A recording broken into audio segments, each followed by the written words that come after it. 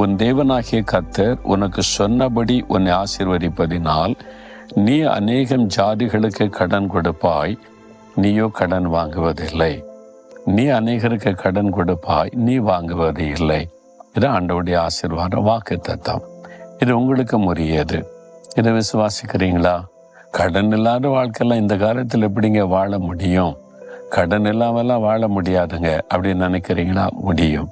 நீங்கள் விசுவாசித்தா உங்களுக்கு கடன் இல்லாத ஒரு வாழ்க்கையை ஆண்டவர் கொடுத்து உங்களை ஆசீர்வதிக்க முடியும். எத்தனை பேர் கடன் இல்லாமல் வாழ்கிற கர்த்தருடைய பிள்ளைகளை நான் பார்த்திருக்கிறேன். அப்போ முதல்ல இந்த கடன் வாங்குற பழக்கத்தை நிறுத்தணும். இனி நான் கடன் வாங்க மாட்டேன். இந்த கடன் வாங்குற பழக்கம் வந்து என்ன ஆகுன்னு தெரியுமா?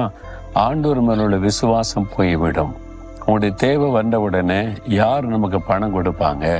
உடனே கடன் கொடுக்குற ஆளை தேடுவீங்க. ஆண்டவரை தேடுவதற்கு பதிலாக ஆட்களை தேடுவீங்க.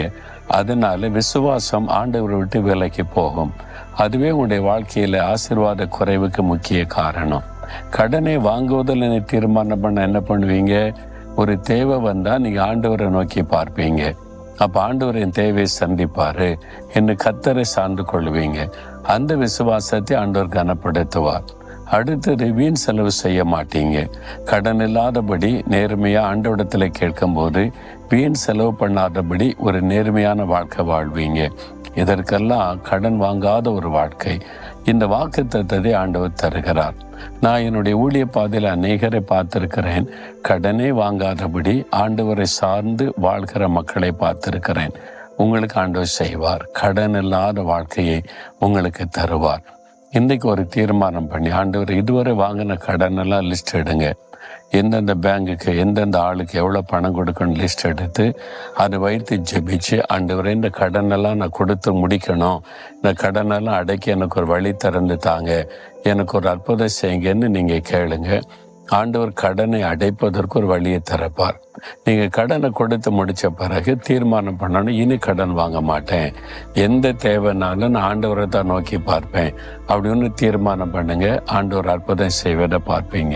விசுவாசிக்கிறீங்களா?